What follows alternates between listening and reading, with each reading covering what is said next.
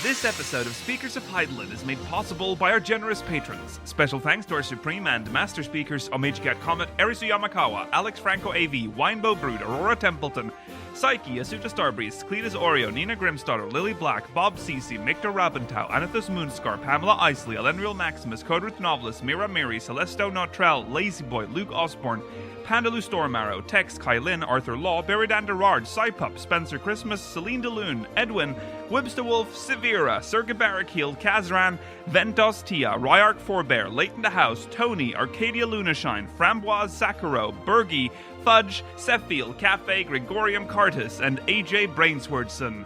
Get early access to audio and video versions of the show, including the post-show, by supporting us at patreon.com/SpeakersXIV. Thank you.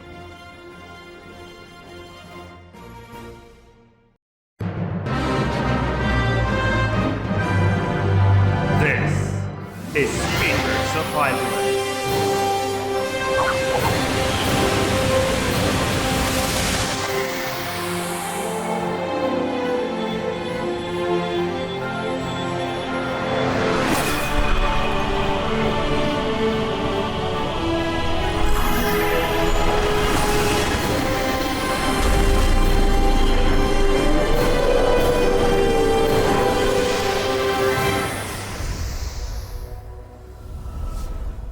Good evening, Eorzeans. Welcome to Speakers of Hydaelyn, episode 415. I'm Lakeel Bravestone, and I'm joined today by Georgi Wiston, Georgi Wiston, and Rollo Des. Hello. Rollo, sorry. Yeah. Mela. Me? No. You're here today. Uh-huh. Mela's not here today. He... If you're watching, it might be a bit distressing to just see a black and white picture of Mela. This isn't even Mela. This is Mela in our minds, but yeah, that's what he looks like. We saw him fine. in person. He is fine. It's just to show that he's not here. Okay. Yes. So it's just us today. Today's August the 17th, 2024, and today. We're going to talk... Okay, so listen. We're going to talk about something today, again, that might sound more clickbaity than it is. But we're going to talk about the Dawntrail Metacritic score. Okay? I was gone for 2 weeks! And still... Well, we had a good week last week with nothing, Rollo. But we have to... We're just going to talk about that. We're not going to go into what we've talked about before. I'm not even going to mention her name. But we have to discuss. Well, we might have to. No woke Lamont here, guys. No, none of that. Also, we have to get through as much MogMail as we can. Thank you for sending in MogMail, by the way. There's so much of it now, so we're going to focus on that, getting through that. And stay tuned if you're watching live for the post-show. We'll be reading questions from the Syndicate. Quite a lot of that as well, so thank you. We have a full show today. Yeah. What we don't have a lot of is recent events, which you're about to see. It's a bit thin on the recent events front. And in fact, the recent event we had to reach a little bit into the past for. Yes. So let's see what that's all about. It's time for recent events. Oh.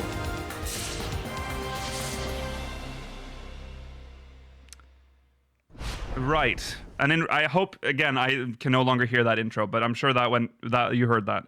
In recent events, the Chinese live letter...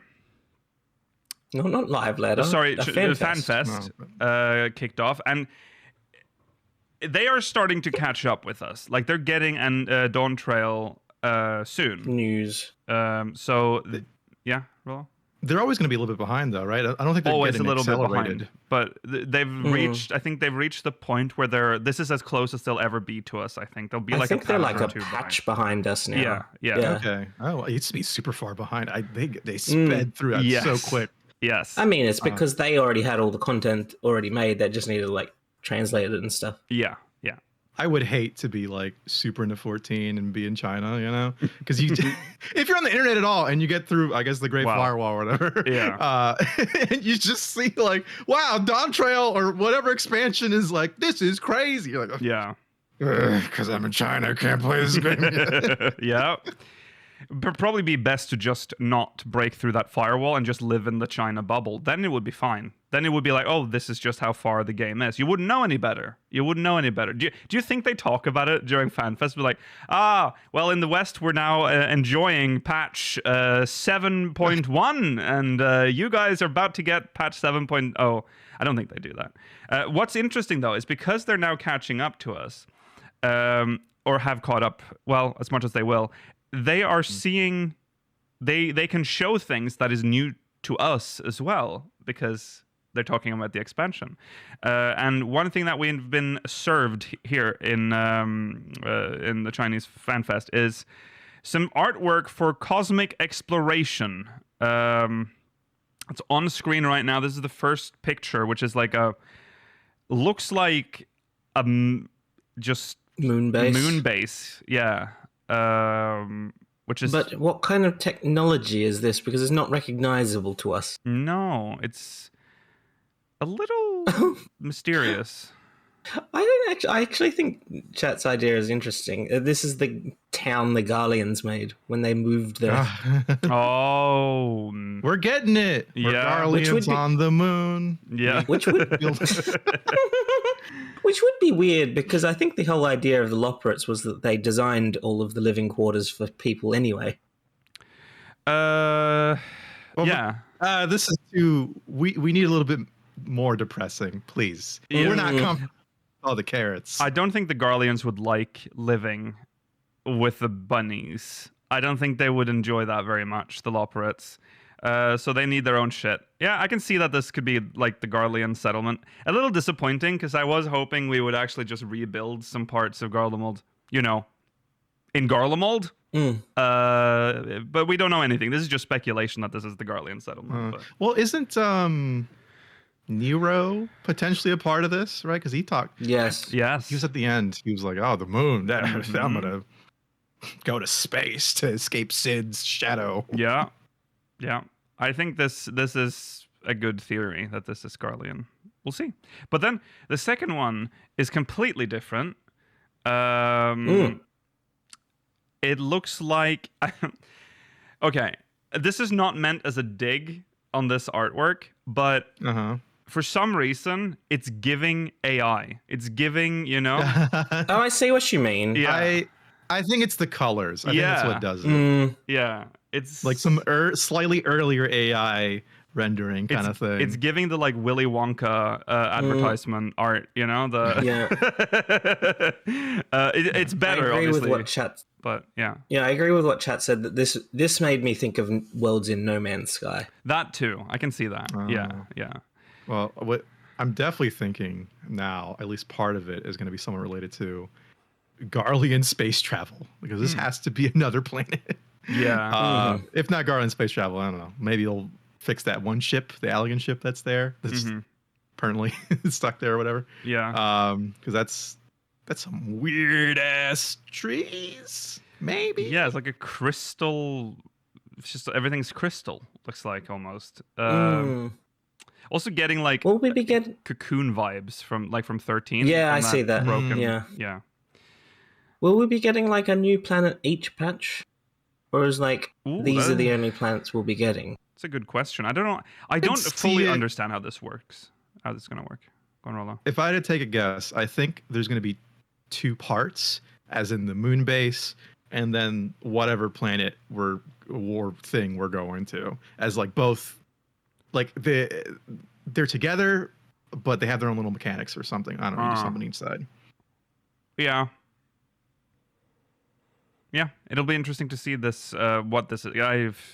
It's very mysterious still. This whole thing. We haven't been told anything about like how it's going to work. We know this is obviously the community. What did he call it? He referred to it as like, what is this content labeled as again? It's not community team. It's not. Oh, fuck. It's called something like. Is the lifestyle? Lifestyle content. Lifestyle content. Yeah. So the same people who do performance and all the crafting and gathering. Yeah. Well, he said that this was lifestyle content more in the style of the Firmament than in the style of Island Sanctuary as well. Yes, which is intriguing because I don't know how that again. How's that? What is that? How does that work with this? He also said that everyone will be able to experience it regardless of when they join the game, which is also an interesting idea. I don't know how any of this is going to work. It's very mysterious. But now we have two pieces of artwork. My frame of reference for that would be like, would it evolve in the style of the Dome and Enclave, so that like everyone can all work on it, but you only progress as you progress the storyline, I guess? That's probably it's got to be like client-side progression or something, because what are you going to do? Hey, I'm here in old just got off the Chocobo. Oh yeah, here's the crystal that teleports you to the moon, by the way, for fun. And then you go to the alien planet real quick. Yeah. God. Yeah, we'll see. Very, very interesting stuff. But yet we know so little about it. I'm sure we'll I don't know when the next live letter is. We are due for a live letter soon, so we might know more soon about this. I think did they give us a patch ETA for this? Was it like 7.2, or did they not say? Oh boy, I think you're thinking of the foray zone, the adventuring foray. The forays are definitely 7.2 and probably 7.25. Yeah, I don't know when this is. No, I don't think we have anything. Like, we know so little about it. Like, I don't think we know anything. It has to be by 7.2. I feel like any kind of new content, like new content style for an expansion, is so late at 7.3. But wouldn't they? Yeah, I mean, I hope they pace the content correctly, because if they add both this and the adventuring foray in the same patch, it's a lot, isn't it? Like, but I could see them doing one in 7.2 and one in 7.25. Possible. I feel like they would want it to be more like, they want, like, this is big content. Both of these are big content. You want them to like be the like poster boy for like a full patch instead of like a 0.5 patch. Oh, we'll see. We don't know anything about nobody. So that's that. That's all we have in recent events, is speculation based on two pieces of artwork for the whatever this is called, Cosmic Exploration. Oh okay. Yeah, blood from a stone, man. We can do it. That's right. We can yap. We can yap. All right. It's time then to yap some more, because we're gonna dive into our very, very heavy mailbag. It's time for MogMail.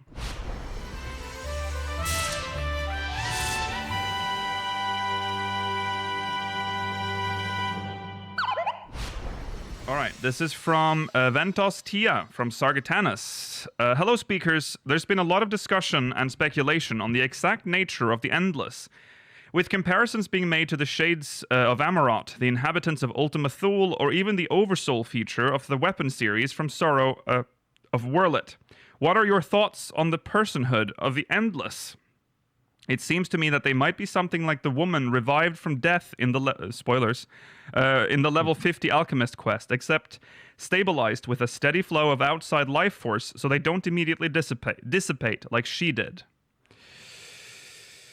The woman from the level 50 alchemist quest required her body to still be there, and then once she was not sustainable anymore, she actually just evaporated into the life stream. Yes. Similar to what happened to Munbrida.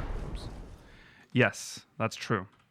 The personhood, though, like, yeah.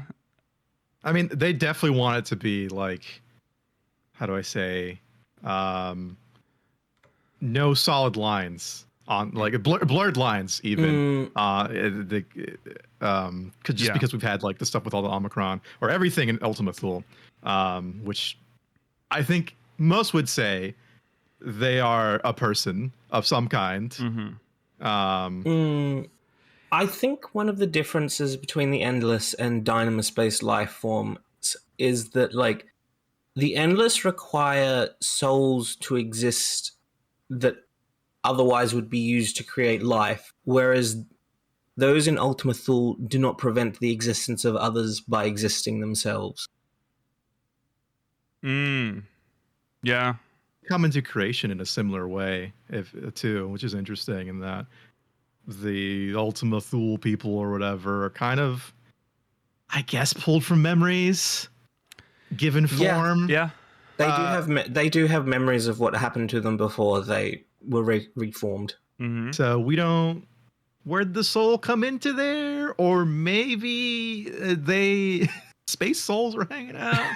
Or I mean, when you start talking about it a little bit too much, it's always going to just kind of sound a little silly. We know that souls can form within beings themselves. They can grow them, similar to like our nobodies in Kingdom Hearts. Oh God, yes, Kingdom Hearts reference. There we go. Because that's one of the things that the ancients talked about, is that they can't create souls. They can only create like animals or other things like that, and then it's like it's a happenstance or like a function of life as to whether or not they evolve souls within themselves.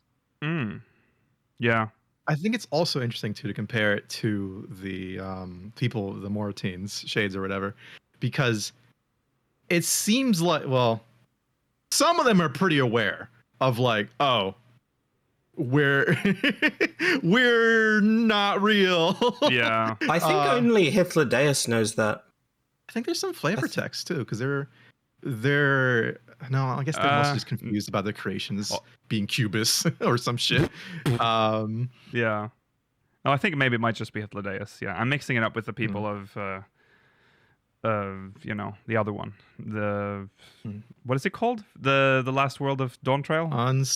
Living Memory. Living Memory. Yeah. Those, because a lot of them seem to know. I'm pretty sure most of them know that they are dead. Yeah. Okay. We will. We got to make a statement. Person or not. Person or not. The Endless. Whether or not they're. Yeah, I don't know. That's a difficult question, and it's supposed to be. You know. The Scion's philosophy on this has always been pretty consistent in the sense that, like, we do not approve of life forms whose existence necessitates the cessation of others, which is why we were against Emmett Selk, because what he wanted would require all living things to cease existing, so as the ancients could be reborn. Yeah, and this is in a similar way, except in reverse, sort of, where like for these things to continue to exist, it would require the cessation of all current life forms. Yeah. But it's about their personhood, not their like moral quandary of existing. That's true. It's the question of because they already exist, does it count? Well, my argument would be it depends on whether or not they have a soul, or whether they've evolved a soul, right? Which we don't know.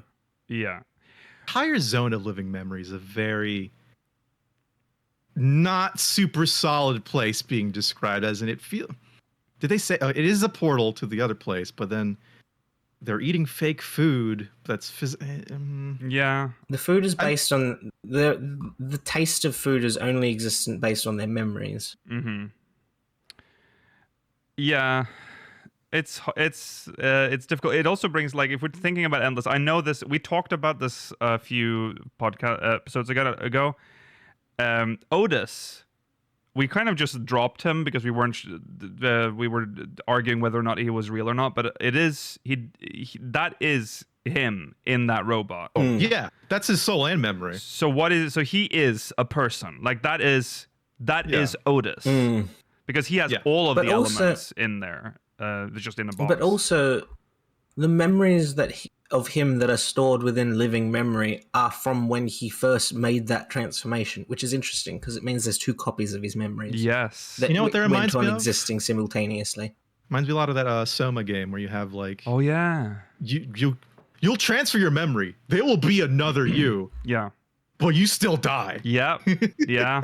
That's just another version of you. Yep. That is terrifying. Yeah. So... a little up in the air. It depends on how you view it, I guess, whether or not they're people.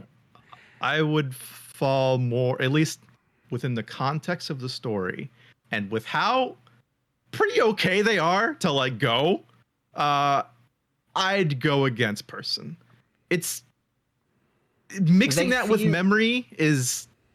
It's still kind of fucked up in a way, even if it's just like, an echo of them or whatever, which it's supposed to be. And I do think it's a cool conundrum to talk about. Yeah. But I would lean more into not your average souled memory person or whatever. Yeah. Yeah. They feel like computer programs. Yes. Which is most apparent in Sveen herself. Yeah. Yeah. Because she has actual programming that she can't act again, even though she is based on memories that did previously exist that might have behaved differently than had she not been attached to the Meso system. Mm-hmm.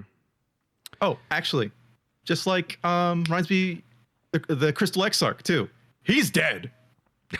Yes. That dude is dead. Yeah. But we have his memories. And we fused them with another person. Yeah. Yeah, we grafted them onto another one. So yeah, it's a lot of existential questions in this game. A lot of if you think about it. Talk about. Yeah.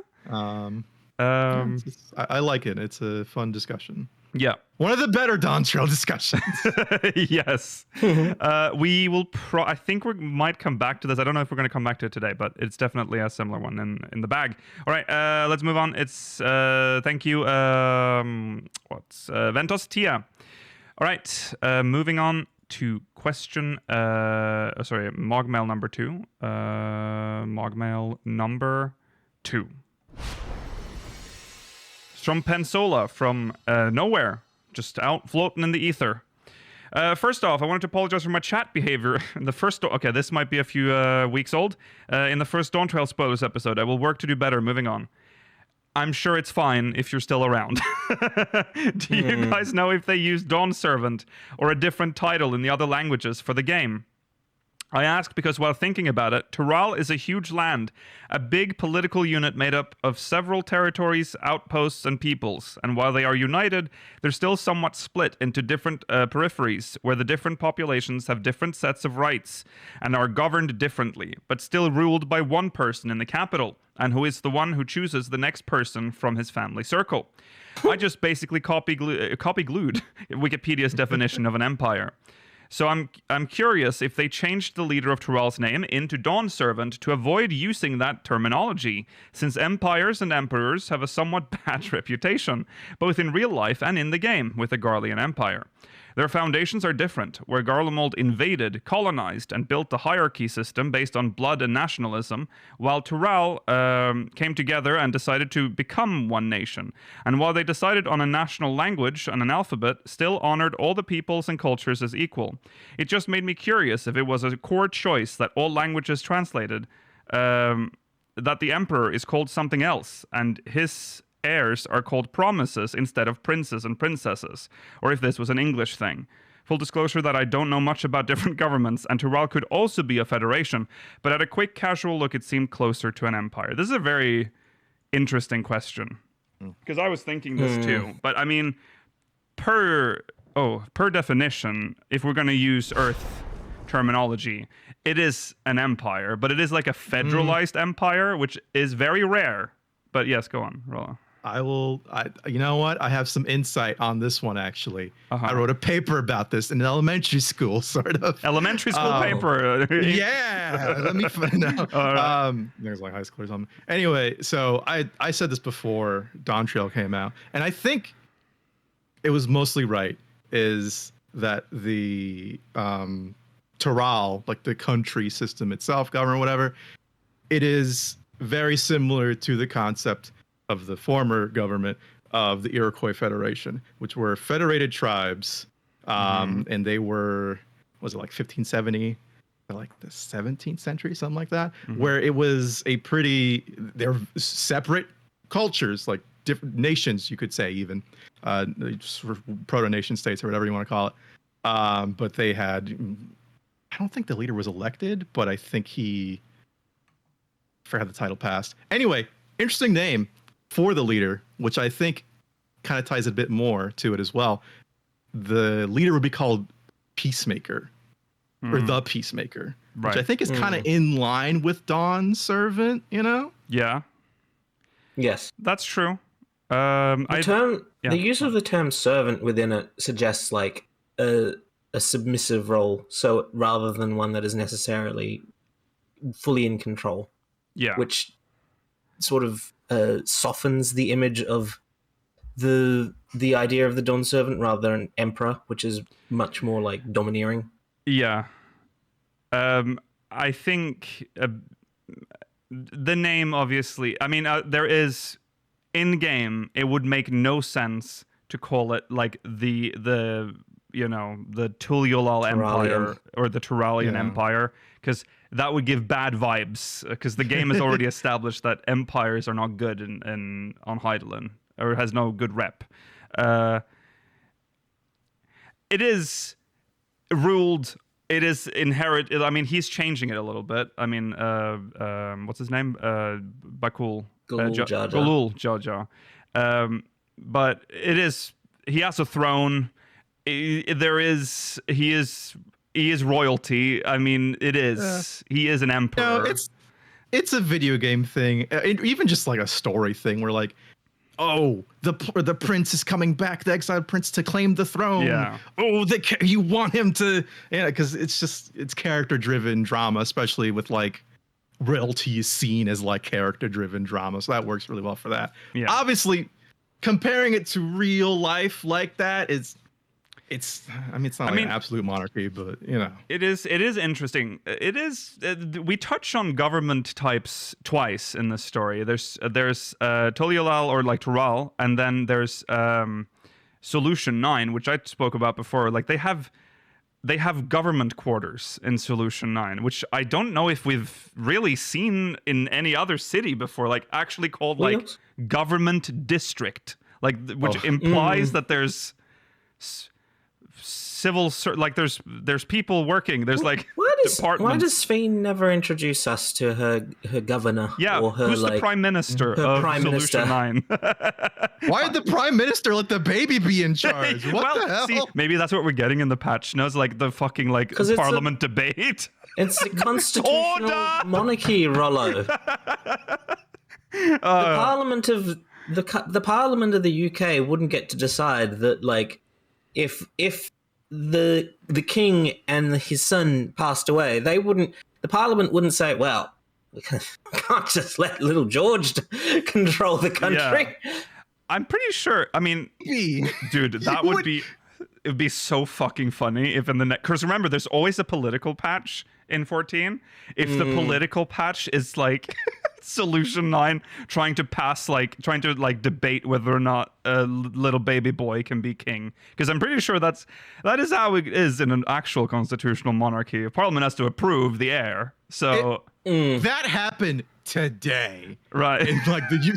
That would constitutional. I think crisis. they'd be like, all right. Yeah, we're not having the baby king. It's over. Are you sure about that? I don't know if that's true. Know. That would be very interesting, though, because I don't know what our crisis. I think it would be. I don't think we can have like regency. Like, well, how does that even work? There's supposed to be a figurehead.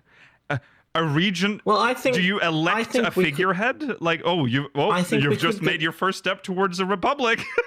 You just elected. Whoops. Also, you control the military like directly, little baby king. Yeah. In this universe, more so than any king in real life. Yeah. I think we could get away with a regency in real life, but that's getting distracted. Yeah. Sorry, we're talking about like real. Sorry, Solution 9. We're talking about real life governments, and yeah, that's true. I mean, yeah. Worry with the political patch for Solution 9, which we probably will get, is that I don't know how much focus we will get on the governing system, which has to exist based on the fact that it has a government quarter, and that like it has a government that coincides with a monarchy. Mm-hmm. My worry is that because we haven't met any of these people that are like actual like politicians or the equivalent, that they won't be very well fleshed out, and I feel like we'll be a little bit disappointed in the same way we were with the senators that sought no comeuppance or in any way negative consequences from Garlemald. Well, the senator shit was so dog shit. I don't think it's going to be that bad. I think they can't ignore it. There's a baby in charge. I think that's definitely going to be like a story in the patches, like trying to figure out. My worry is that it will end. One of my worries is that one, it could end up like the senator thing, or two, it could be similar to just like patch 3.1, where like there's this one enemy faction of like the priests that was still trying to like hail King Thordan. Yeah. And then like, oh, it's solved. They threw a child off the edge, but don't worry, the dragon saved it. Yeah, they need. Yeah, maybe we need, because, well, we're probably getting 3 patches of like a post-story arc. I'm assuming. I believe they've already said that, Yeah. which I'm happy to return to. Yeah, they can do a lot in 3 like story patches if they commit to like really fleshing out. I mean, if you want to solution lines. imagine what they can do in 3 story patches, I mean, look what they did. I mean, both with Stormblood and Shadowbringers, I think, are both very good examples of how they can do a lot of story in 3 patches. That's true. Yeah, I mean, Shadowbringers 5.1 to 3 from literally a nothing character. That was a little bit. Yeah. He was the blankest slate. That was like, I'm a guy who's. Until like, I'm a baby boy. Yeah. Yeah.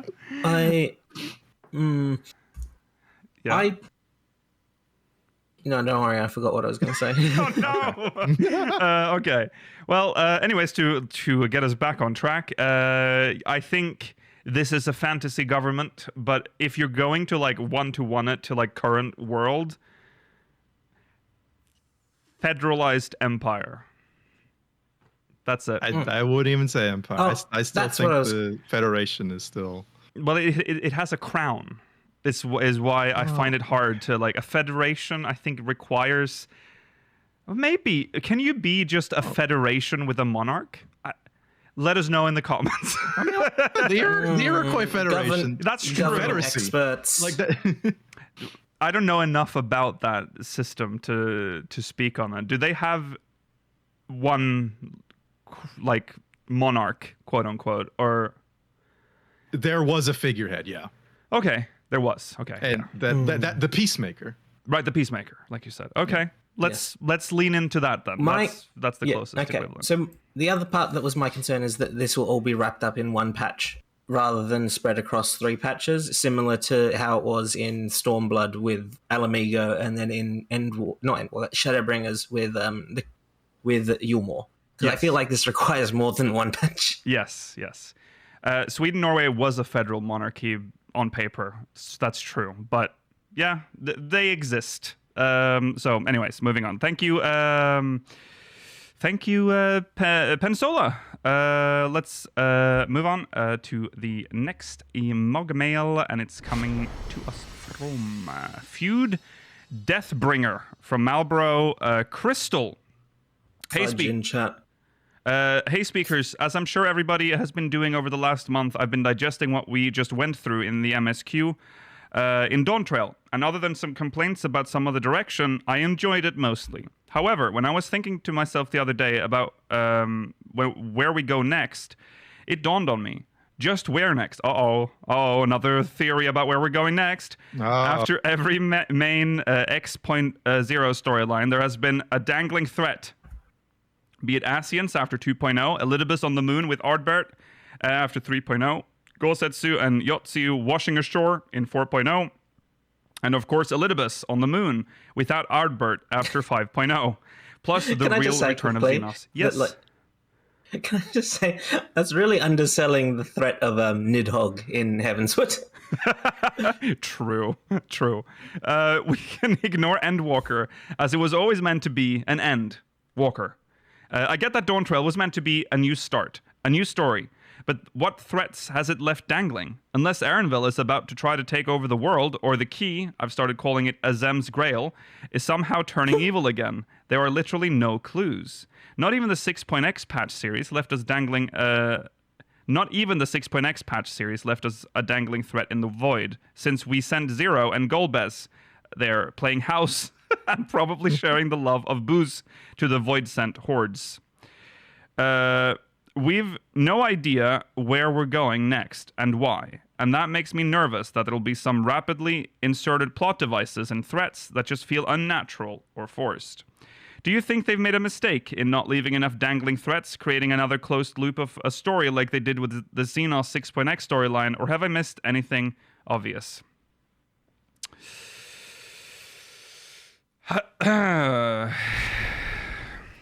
Well, there is preservation, which chat was bringing up earlier. There has to be still members of preservation that exist. I mean, like Zeraljar is not running Orogenics by himself. Right. That's true. So that is something. There's got to be like a, what's his name? Tojo. No, Hojo. Hojo. Well, Hojo. No, is he called? There's got to be a Hojo in there. Sorry, I'm thinking of the Japanese emperor. Yeah. I thought you were talking about like Hojo the scientist from Final Fantasy VII. That's what I meant. That's what but I said Tojo by mistake. He said Tojo as in the Japanese emperor, the historical emperor. But Hojo is already in our game, but he's called something else, right? Well, isn't he like what is he called? The dude that extracts her souls? It's literally just like one letter away, isn't it? It's like Bojo. No, it's not. Oh, is it not? It's not like similar. It's Owlus. Oh, Owlus. Yeah. Okay, sorry. It'd be funnier if his name was Bojo. Tojo. That's true. Hojo. Yeah. Okay. Yeah. So that's the threat. There's also, I mean, you are bringing up the key, and the key is of the most obvious to me. That I mean, I'm pretty sure that is gonna do something soon. The ultimate MacGuffin. Yes. Like it's just the do anything button, sort of. Yeah, it is, and we know that that's like linked to shard travel. So, can we stop? Like, can we stay on the planet for the next one? We need to like.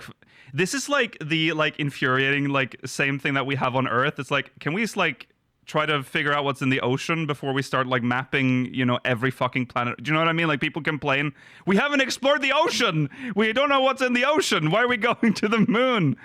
Same shit here. There's so big ocean guy, by the way. I am a big ocean guy, but fucking focus on our own planet for a bit.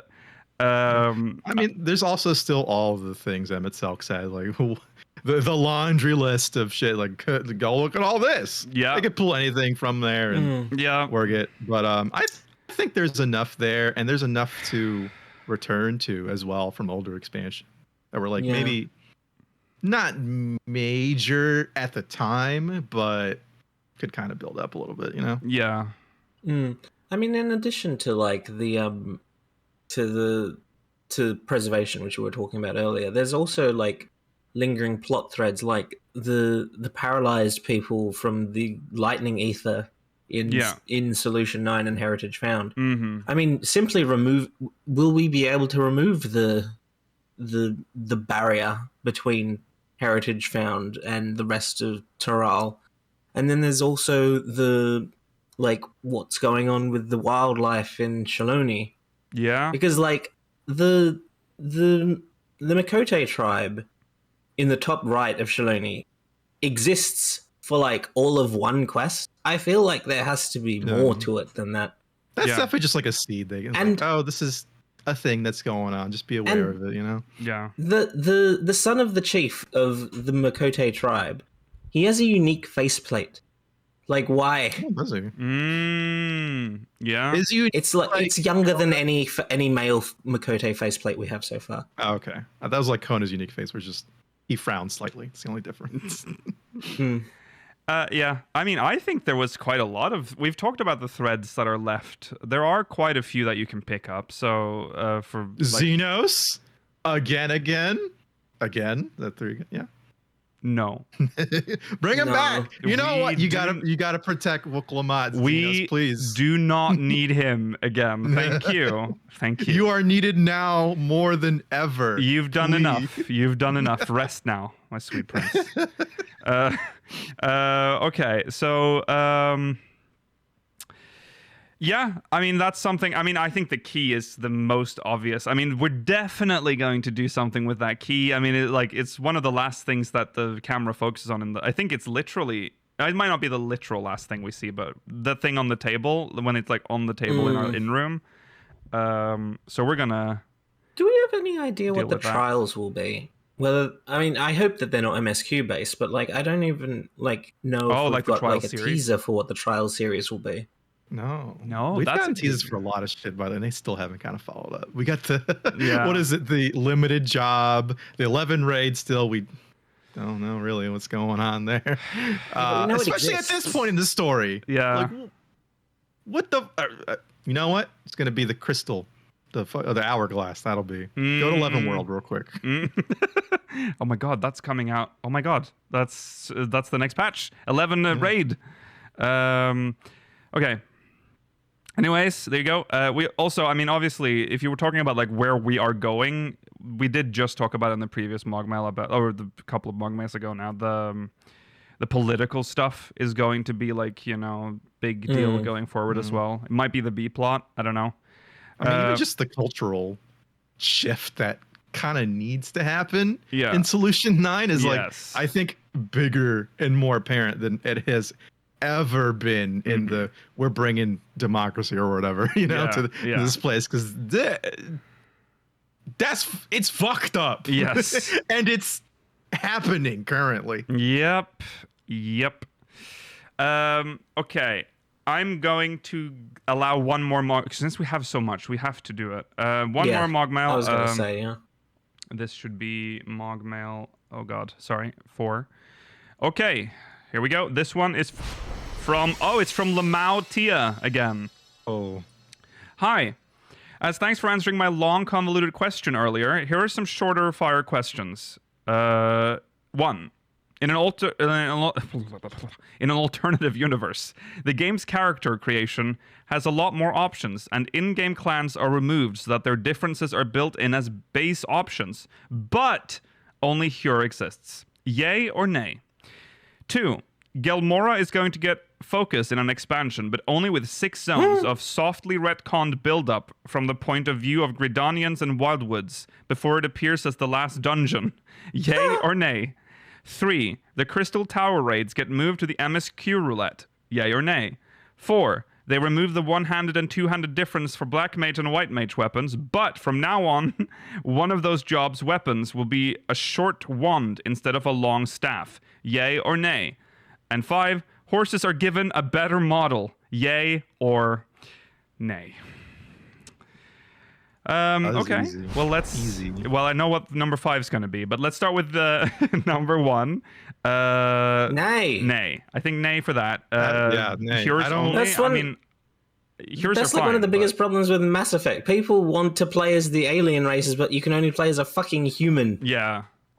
I appreciate they're there, but I'm playing a fantasy game. You know, I kind of just want something interesting. You know? So even if some it's just a people silly cat girl or whatever. Some people want to be cats. I can't remember the last time in a game where there are multiple race options I chose to make a human. Oh, I know always who make. you are, Lakil. Yeah, you know I'm a Hure. I'm a Hure stan, but I also have ults that are not Hure. So I mean, it doesn't matter.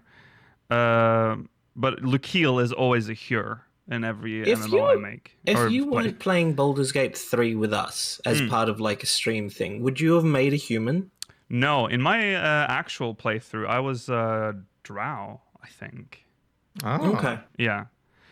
Okay. 2. Gelmora is going to get focused. Get focused in an expansion, but only with 6 zones of softly retcon build up from the point of view of Gridanians and Wildwoods before it appears as the last dungeon. You'd be pulling from fucking nothing. I'm gonna be honest. Yeah. For an entire expansion, like you are crumbs. I mean, crumbs. what are the zones? Where are the zones coming from? Yeah. Go deeper But also, into the earth. Gelmora as a dungeon is kind of the most I'm expecting from it. I'd be surprised if there was ever a Gelmoran zone. Oh, that would be cool though, because Gelmora has. Oh god, here I go again. But like Gelmora is all dungeons right now. Like there's no.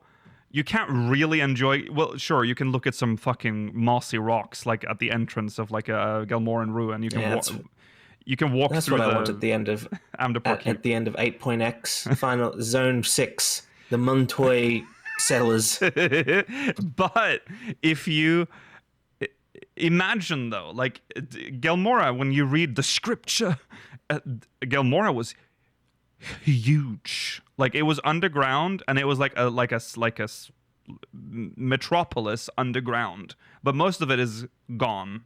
It seems like either, I guess, collapsed or just hidden. It was. They would have to do so much work to make them cool, because everything that we see from them or hear, it's just like these are like weird cave people that eat mushrooms. But remember dressed in rags and shit. that everything we see is like abandoned, broken parts of Gelmora. What if there were people that had maintained Gelmora as it was? It wasn't always green and mossy. Like, this was like a real city where people lived underground. Think about Labyrinthos, which is, you know, a huge hidden is it underground? I don't remember. It is underground. So I don't think they had the Labyrinthos technology. No, because Gelmora was built a long time ago. But you can make large open areas like that, like, and have lighting in it. Like, they'd have lights, you know, they'd have something. We have, if you're gonna be really,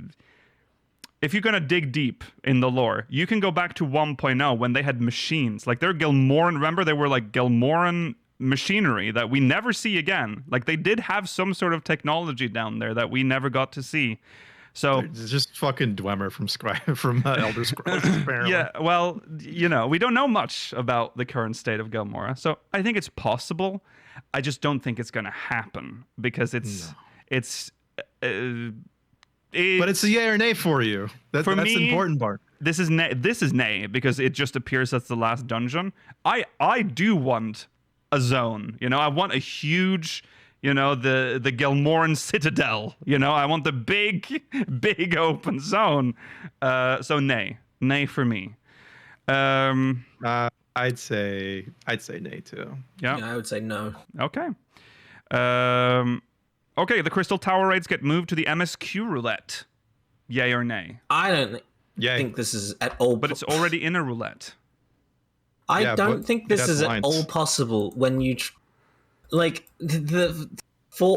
three dungeons, well, 2 dungeons and 1 trial that is 4-man, and then just dump in 3 new dungeons or raids that have 24 people. Yeah, I don't know if this game system can accompany that at all.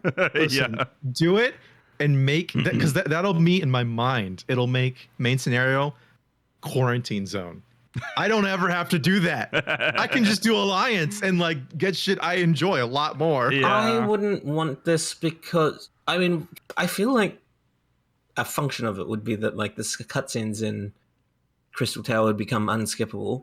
I wouldn't like this because I like the MSQ roulette being something where I can just like not think.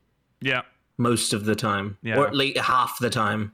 That's already Crystal Tower. What are you talking about? Yeah, but I'm constantly pressing buttons in Crystal Tower, whereas in MSQ Roulette, there's genuinely points where I'm not doing anything.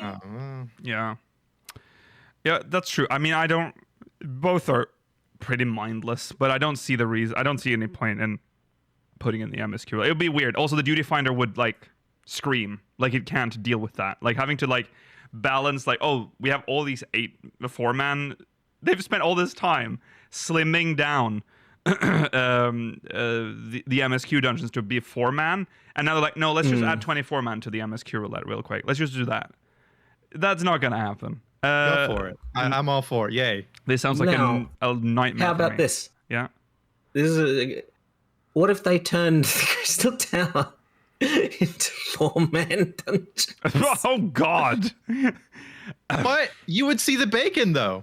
Yeah, you would see bacon. That is true. Bacon would be seen again. That might get me to do it a bit more, so I can see like mechanics that like, you know, I can think for once and while I'm in there. Yeah, you can do like the towers with Behemoth. That would be, oh God, no, nay. I think it would require fucking hate it anyway at this point. Yeah, no, I can't get that much worse. Absolutely nay from me. Okay, they remove the one-handed and two-handed difference for black mage and white mage weapons, but from now on, one of those jobs' weapons will be a short wand instead of a long staff. So are we talking Wingardium Leviosa, or like, is that what we're talking about? Like those weird fucking like branches that Y'shtola used to use in 1.0 and 2.0. Like, just like sticks. Yeah, okay. Yeah. Just sticks. Yay, because I don't play these jobs, and I think it'd be funny to see someone us to suffer. mad. Okay. Yeah, cool. One of them would be mad, and that'd be fine with me. I don't really play either of these jobs either, but I feel like they've essentially solved this by the fact that they never give us one-handed weapons anymore for them. You know, give some variety. They can't both have long sticks. All right. Someone's got to be the short stick. I'm tired of these sticks. It is. You know what? No two books anymore. For Summoner and for Scholar, someone has to get a fucking paddle ball. Well, that's an absurd thing to propose. Why? You could get one of them should bring back that staff that they had planned for Arcanist. For Arcanist? Oh, the fucking with saxophone or whatever. Yeah, it had a the thing bassoon. The bassoon.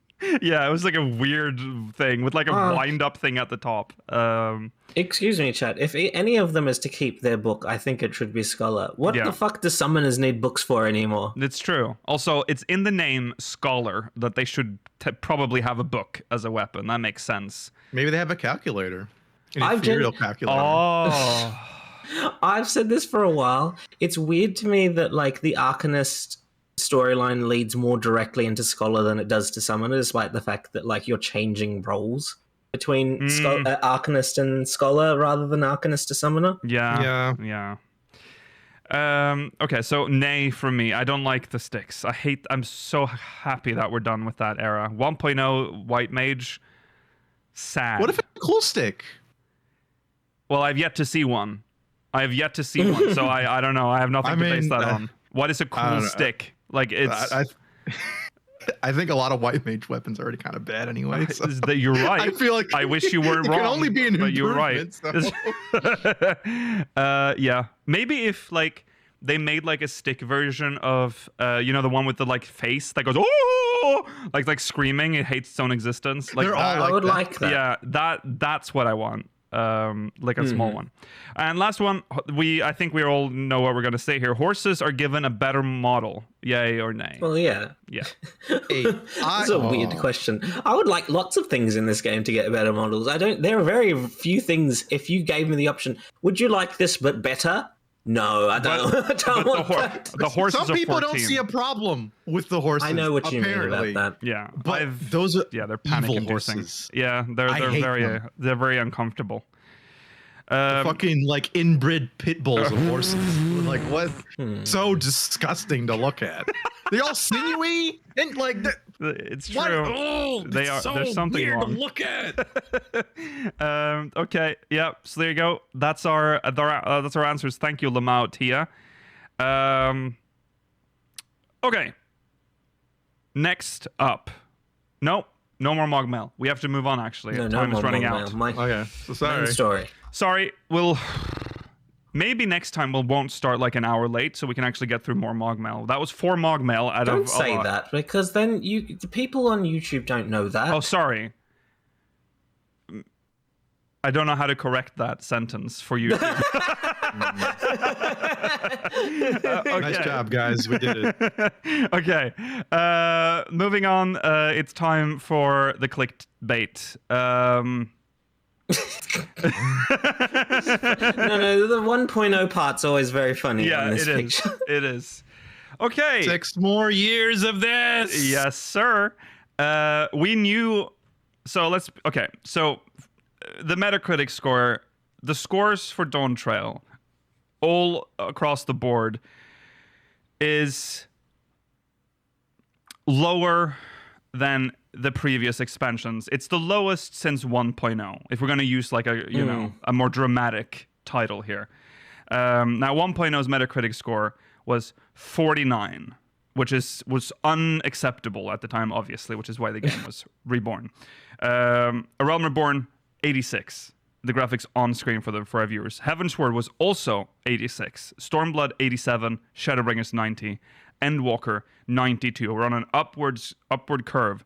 And then Dawntrail drops to 79, which is still good. Let's not say that that's a bad score. Bad. It's still in the green. It's still, considered good.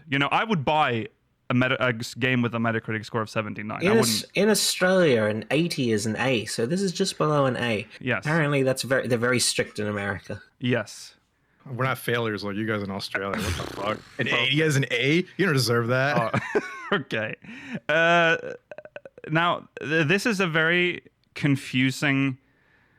We knew that the day would come when an expansion would drop lower than the... this can't go on forever. It was unsustainable. Yeah, it is unsustainable. So the day would It would have to be the most, like, transcendental expansion to have outdone Endwalker. And even then, some people would say that Endwalker doesn't deserve that much. But, of course, Metacritic scores are based on the base expansion. Yes. Not the patch cycles. Yes, that's true. This is a very confusing situation because, okay, we know that the story is polarizing. That is definitely what's causing the drop in... I'm going to be as, the MSQ is what's polarizing a lot of people because it cannot be the content. The game content in this expansion is... You'd be surprised. Yeah, I know. From official reviews. I know. If you read the reviews... I read the reviews. A lot of... Some of them, at least. Yeah, go on. Explain it. Yeah. The main issue that's not related to the story, because I don't see how the story alone could drop it from a 92 to a 79, is that I can see it dropping it like a little bit, but not that significantly. Yeah. Is that like there has been no evolution in terms of like the gameplay loop for the last several patches. Yeah. Or not expansions, I should say. Mm-hmm. And then there's also the issue that like people were talking about like the job reworks, and they said, well, you get to that in 8.0, so that's another thing that results in people being disappointed. That's something I see repeated everywhere, and I think I am still not sure why he said that. Like, he said that before the expansion was out. He told us that Yoshi essentially said the jobs will be fucked in like, he didn't say that, but that's what you're thinking, because he's like, we'll make them good in 8.0, implying that the jobs, or he didn't say good, he said, I don't want, not verbatim, okay, don't fucking arrest me, but you know what I mean. He said we'll sort it out in 8.0, essentially, implying that things may not be it's not sorted out yet here, which already puts everyone off. It's like, what the fuck, why have they like given up? And then you get hit with an MSQ that is polarizing, which will make you feel worse about it. It's like, oh, this really is... Yes, because if you don't like the MSQ, it will make you think more about how the game is structured. Yeah. Which might be more easily ignorable if you're like fully engrossed in the MSQ. Yes. I hope... Yeah, go on, Rolla. I really hope this kind of like shows people how stupid Metacritic is. Once you think about it, right? Because a lot of these reviews don't have scores in their like reviews. Mm-hmm. And that's somehow being averaged into a number that is also the amount of reviews are not consistent between expansions at all by like a difference of 10 reviews easily. It's so nonsensical when you even think about it for more than like a minute. And I mean, there are a ton of great games that have bad Metacritic scores. Like, it's not uncommon for that to happen. It's just it's a very stupid system. Yeah, I would also have to emphasize that these scores specifically, when you see them like full numbers, that's review score. That is not user score. User score has a decimal point usually. Ignore that. That is not something. User score is significantly less useful because it can be brigaded. Despite this, if we break down the numbers, there are no negative reviews for Dawntrail from the score. Yeah. They are 74% positive, 24% mixed. So it's not as doom and gloomy as some people would like it to be. It's just that it isn't hitting as hard for some people as the previous expansions did, I guess. It's not as... I mean, despite that, though, the lowest score that we get is 60 from the... which isn't terrible. Review. Yeah. It's just like average. I mean, hey, we all love the goated game, Stranger Paradise. Yeah. What's that score in Metacritic? Yeah. 69. Yeah. or 68. Nice. I think. Oh, damn, almost. Like, these. I'm trying to impart to people here that these numbers don't make any fucking sense at all, and never have. But even if they're good, it is. I understand that, but if we're going to give Metacritic some cred, it does show the general trend of what people are thinking, because they are. I mean, this is. And we know that Endwalker did well. Yes. We know that Shadowbringers was, a huge favorite. It's not an indicator necessarily of the actual, a numerical quality of the expansion, but it does give you an idea as to the feel of the people that are partaking in the expansion. Yeah. I don't even think that. It's just there's so much inconsistency. I mean, there's inconsistency. It's hard to even see a trend. I mean, it is impossible to fully figure it out, But based on what we see and what we hear, this score makes sense. If anything, I think I was expecting to fall lower based on what lower. No, but that's the thing. I think that reviewers are a bit more like measured than the average. Oh yeah, I mean they're professional gamers. Yeah. This line though, I think is very interesting because you can see little excerpts from the reviews. This is one of the lowest scored ones, and it says Dawntrail shoves your character so far into the background of its story, you may as well not be there. That said, the vibrancy and personality of Tural is a real breath of fresh air, and the dungeon bosses have never been more satisfying to take down. And this is what my point is. I think the content itself, yes, it's formulaic. We've seen it before. But Ryoshi P said, the dungeon system itself, no one wants it to actually change. This is what you want when you get an expert dungeon. You want to get those 3 bosses done, get out of there. You just want the fights to be fun. And that's what we've been saying. The fights in Dawntrail are fun. Even if they're not necessarily, I mean, we gushed about the expert dungeons. They're very good. It's the best it's ever been. Yeah. Yes. Battle content, I would say, even if you don't like the story, it's so much more fun to play now. Yes. Yeah. The issue is that I feel like the fun is tied exclusively to, well, this is a good thing. This is the MMO part of the game. Yeah. But the MSQ, the story itself, I mean, I think we all agree that we like the story, but the way it's presented can be so monotonous in the sense that there is so little that you are doing other than walking around and interacting with NPCs rather than actually having to do things in the overworld or even just single player duty. Yes. It shows in the scores here because this is the formulaic nature of 14 has always been here. But when you have a good story, it's sort of softens it. You don't really think about it as much. But once the story slips, you start to see the cracks, and they've always been there. But you suddenly see it. You start seeing oh my god, it's the same shit. It's the same thing over and over again, and you start getting that in your head, and you fall from grace. People's rose-tinted glasses are starting to crack a little bit. Yes. I just feel so in line with every other expansion experience, if that makes sense, Where it's but that's not necessarily but if you get the same expansion experience every single time, it does start to get boring. At some point it's gonna catch up, it's gonna, and I think that's happening. We're getting that bump, or it's opposite, but every MMO has this, it seems. We're gonna have that 1 week expansion, but now we have to make sure the next one bumps up again. We need to get up from this. For a comparison that's not based on an MMO, it's like how Dynasty Warriors games are all functionally very similar, and for some people that gets boring. Some people that's exactly what they want. Yeah. Which is for us, I feel like we're getting what we want in terms of the multiplayer content for this expansion. But for others, that's not necessarily why they play 14. Mm-hmm. I mean, it's hard for us to criticize Dawntrail as much because I think everyone here kind of enjoyed Dawntrail. So, but we have to play devil's advocate when the numbers are showing us. I mean, everything we hear from people around us. It's not just the numbers; it's also just the community. Community, yeah.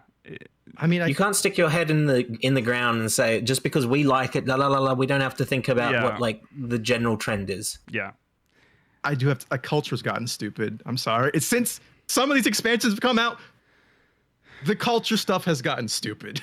Yeah, unrelated to any of the stuff, but you know like how are right now. Yeah, and I'll play devil's advocate right here.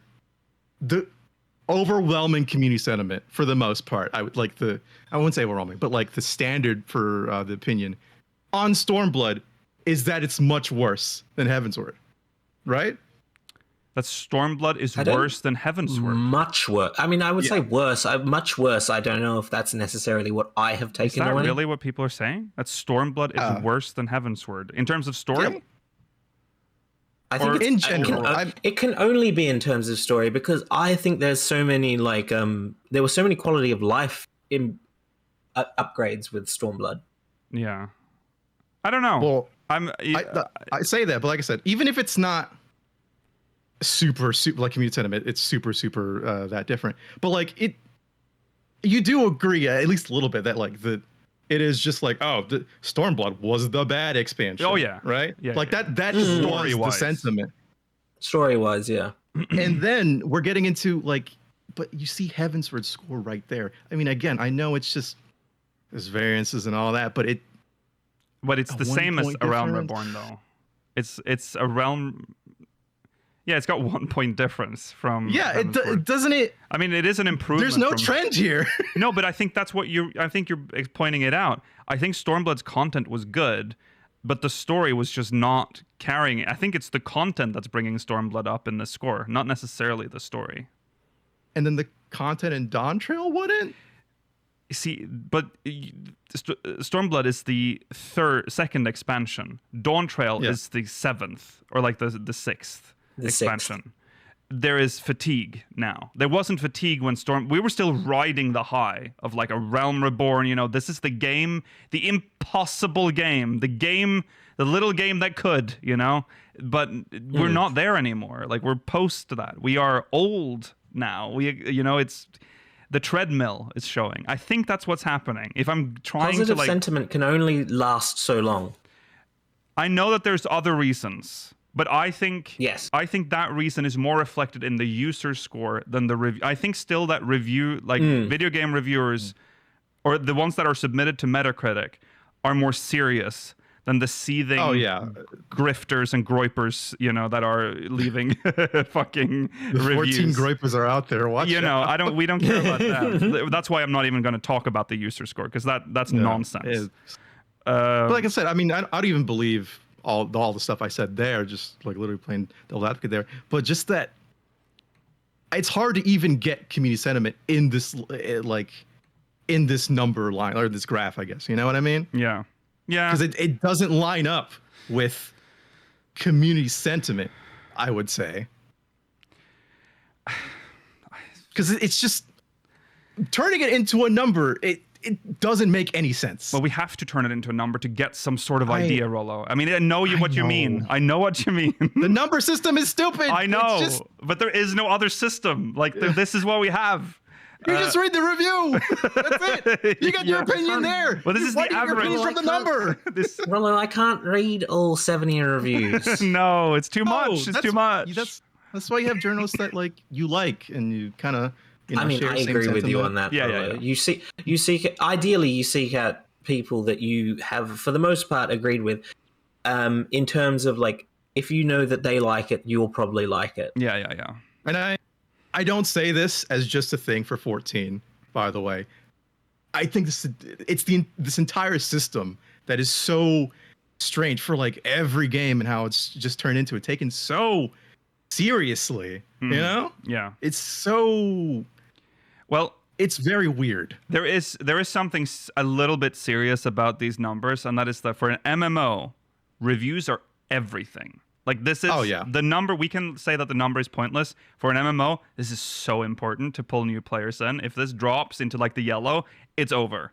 That's why Realm Reborn. I mean, Realm Reborn is in the red. Like that's crazy. We're never going to drop down to that. Please don't let this be 1.0. I got. Sorry, 1.0. I just noticed that. I didn't notice 1.0 was up there. It's 40. I thought you guys were just funny. referencing it. No. Like, No. It's very funny when you say it. Oh my god. Yeah. And I think we can agree that even that score is a little generous. 49? Yeah, 4.9. Yeah, 49. Yeah, 49. Yeah. So Okay. yeah. Actually, you know what? I want to ask you, Lakil. Yeah. Oh, I guess we can all talk. Then give me your own numbers for these expansions right here. Off the cuff. Don't even think about it too hard. Off the cuff. Okay. 1.0. I would give 27. A Realm Reborn, 17.2. Heavensward. Is it 17.2? 72. Oh, okay. Heavensward. It wasn't 172. 81. Stormblood. Stormblood's difficult. 80. I think it's higher than Heaven. I think over time I've come to appreciate the content of Stormblood, but not the story. Are you giving your score based purely on the on base expansion or the full expansion? Base. I mean, that's how everyone in the community talks about it. With everything. Because I think patches. Stormblood goes up significantly if you include the patches. Yeah. I don't know what I'm basing it on release, like expansion release. Stormblood. Okay. 78. I think it was a little below for me because of the story was being split. Shadowbringers. Oh, Shadowbringers is like easy. 96. Endwalker 95. Dawntrail. Is it too soon? You want to save the number for later? No, because I'm judging it all on launch. No, because it's based on the launch. Yeah. I know, but you got the rose tinted glass a little bit from having just finished it. Yeah, that's true. A couple months ago. I'll artificially lower it a little bit. I'll give it a straight 84. I'll give it an 84. There you go. That's just based on nothing but vibes right now. So don't take that seriously. That's basically what this chart is. Yeah. Anyway. Well. Yeah, I know. That's what I think that's what we were saying. That it's just like it gives you a sense of the vibes around how people are feeling, rather than a strict sense of quality across each expansion. I think you would get more from using divination cards. Yeah. Well, this is I don't know. I give no credit to these numbers for any some game. video game reviewers do have a system based behind how they score. You know, they have depends on the publication. I generally prefer systems where instead of a score they give you if it's hate, dislike, neutral, yeah. love. Yeah, I kind of like those more. Numbers are, like Rollo said, they are kind of meaningless for this, but... Yeah, numbers are meaningless unless you know how that particular reviewer uses numbers. Yeah. It reminds me a lot of... I think people at least consider this opinion here, but how people take Steam chart numbers so seriously. Mm-hmm. As in imagine if Dawntrail was just on Steam and it was oh my god, 3 months out, we're down to 10K players. It's never been more fucking over. Yeah. You know, it's getting to be more a serious opinion taken. You know what I mean? I understand. Yeah. I mean, yeah, I agree. I have seen a lot of that, but for an MMO, numbers like that are they're both valuable but also meaningless because people return when patches arrive. If there's a drought, numbers will drop. That's how it is. Content is released, number go up, and it's an endless cycle. So doing that to an MMO is kind of pointless unless there's a trend. You know, that's when I can see why people would pull out the charts and be look at this trend. There was a patch released and the numbers did not go up. That's when you can start being concerned. But that's not happening. In fact, Dawntrail, remember, we hit the highest consecutive players playing the game in history during Dawntrail. So on that front, we are okay. We are A-okay. Now the big test, I think, will be when the patches come out. That's when we'll really start to see how the numbers settle. But I think we'll be fine. So I don't think there's a problem with that. So there you go. I think we're just having a little bit of a weak expansion. Fine. We'll be fine. Number go down. It's never been more over. Number go down. And if we start to see a trend with the next expansion, that will be more concerning. This is more just like for the development team. This is more just like, think about this. It's like a warning. It doesn't necessarily mean that you're going down the wrong path, but it might be something to address or think about. I'm pretty sure they are already going through and being like, okay, so this didn't vibe with everyone. We need to figure out why. So I'm sure that's going to be sorted out and we'll be fine. And you know what? I bet you 4 years from now, people are going to be like, oh, fuck, remember Dawntrail, dude? That was the shit, dude. It's going to be the same thing. They ruined my job after the big job update. Yeah. They fucked up everything. Yeah. Oh, fuck, I love like new RuneScape combat. Remember that, though? Because people did that with fucking Heavensward. Like, oh, I missed That's insane. A Bard. You know? A Bard mage. I get it for Stormblood, right? Because it was like that weird in-between point between being refined and Shadowbringers, you know? Yeah. And sanded down, I guess you could say, too. But Heavensward job balance, I think, is like... Job design in general. It's crazy. What were they smoking? They were trying something very different. They fully admitted multiple times they don't play all the jobs. No. What? It was crazy. Yeah. Heavensward is the last time they gave me 4 dots. I will forever miss it. It was the dot expansion for sure. Okay, so yeah, there you go. That's that is the story of Dawntrail. Is Dawntrail bad? Sorry about the clickbait. No. That's Are you doing that for the thumbnail? Like do like a liquefy Wooklamat's eyes and like do a big tear. Oh right, yeah. Maybe fuck my shit up hair. Maybe put that on her. Yeah. We didn't even talk about this, and I don't think we have time to. But like the fact that Dawntrail came after the Endwalker patch cycle might also not have helped it. I think that's a totally valid thing. Mm-hmm. I think there was like lot I said, involved. I would say this for any game. I'm not being a crazy Dawntrail guy. I'm saying we live in a society kind of guy. We exist in the context. Yeah. Okay. That's that is all. That is all. Don't worry, we'll be fine. I think the patch patch content is gonna. This score is obviously going to stay the way it is because this is based on the expansion. They're not going to review patches. Yeah. So this is the score. But I think overall, quality will improve. I think this is going to be like Stormblood. Even though Stormblood scored quite well, I think it was because it was still riding the high from before, like, you know, A Realm Reborn. But I think it'll improve with the patches, and it'll be just fine. I'm recognizing the same patterns that I saw for Stormblood in the community. So. I'm feeling like this is going to be another like content renaissance in the same style as Stormblood. Yeah. Yes. You know what? I thought you meant for like online, like media creators. No, I'm only talking about 14. We can talk so much about this fucking expansion and all the dumbass discourse. 20 years of this. Yes. We just finished Stormblood. Okay, there you go. Thank you. That's it for today. Thanks for watching. We'll be back next week. Same time, same place. Remember to follow on Twitter at SpeakersXIV, twitch.tv/SpeakersXIV, exclamation Discord and chat if you want to join our Discord server. And if you're watching on demand, links in the description. Remember to send us MogMail, speakersXIV.com/MogMail, and we will try our best to get through all of it. No, not all of it. Some of it next week. All right. If you're watching live, post show is coming up. See you there. Bye.